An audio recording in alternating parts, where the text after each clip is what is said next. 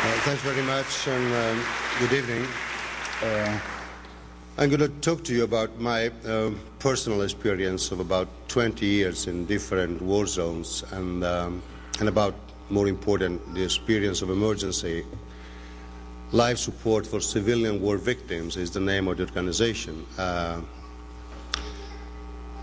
Many years ago, I was curious to see how my job of being a surgeon would look like in so-called poor countries or third world countries. And what I found was this kind of situation. I mean, these are the hospitals that you will find even today in most of these countries.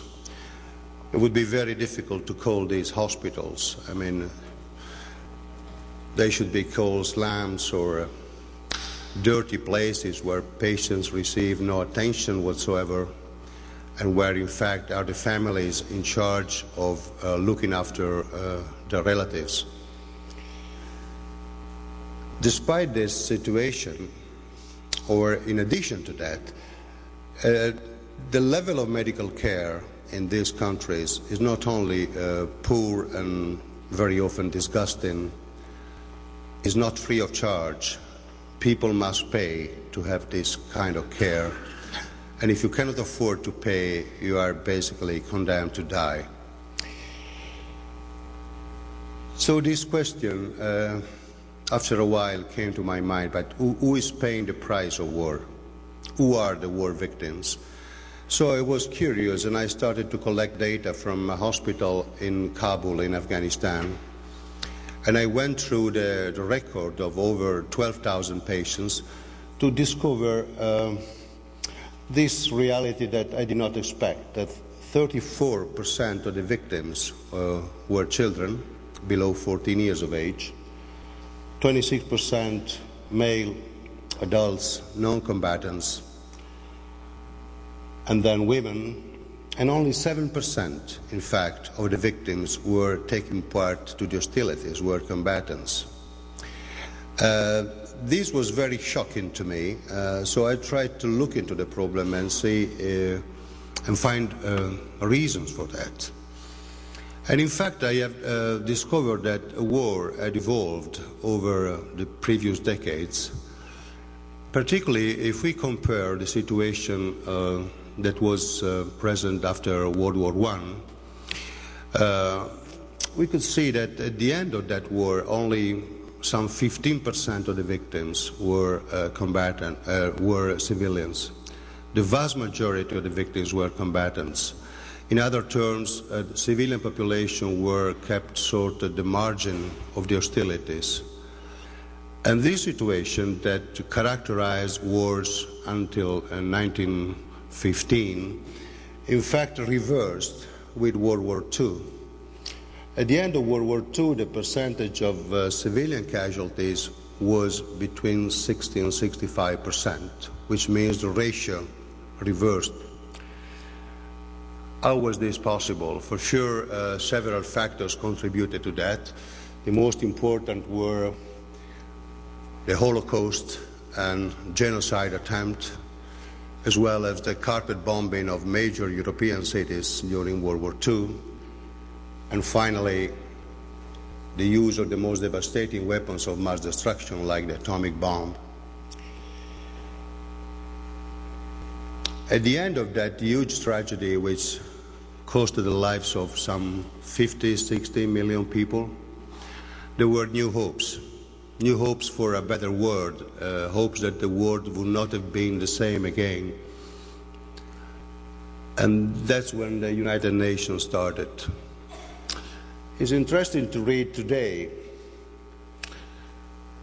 60 years later, the United Nations chapter, which gives the rationale for establishing the UN to save succeeding generations from the scourge of war, which twice in our lifetime has brought untold sorrow to mankind, and to reaffirm faith in fundamental human rights, in the dignity and worth of the human person, in the equal rights of men and women, and of nations large and small.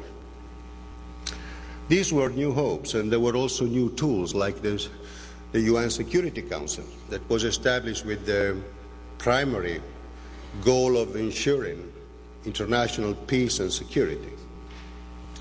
And again, there were new principles, a new philosophy that should have shaped the planet in the coming decades. The Universal Declaration of Human Rights, signed in 1948, was one of these documents, fundamental. Everyone has the right to a standard of living adequate for the health and well-being of himself and his family, including food, clothing, housing, and medical care. Well, unfortunately, things did not go that way. After World War II, instead of seeing the promotion of human rights, the implementation of human rights, we have witnessed something very different. The world has seen an unprecedented arms race. Arms have been made available to everybody. Here you can see different types of weapons, rockets, machine guns, cluster bombs, these yellow cylinders with a white cotton parachute.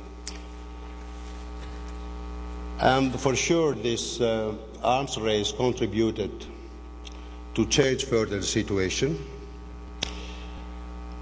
Just to give an idea of the amount of money that has been spent and is presently spent in military, in 2004, the world military expenditures summed to $1,035 billion, which is roughly the amount of money they have available to survive 2 billion people on the planet, the poorest 1/3 of the world population. And instead of promoting human rights and promoting peace and security, the United Nations Security Council, particularly the 5 permanent members, China, France, Russia, United Kingdom, United States, in fact started to produce and export and sell not human rights, but weapons. 85% of the weapons circulating in the world are produced by these countries. So this has been the end result, that in all the conflicts after 1946, the percentage of civilian casualties further increased up to 90% of the total, which means war has evolved dramatically. And if you compare these two slides, you can see that we still use the same term, war, to mean two completely different scenarios.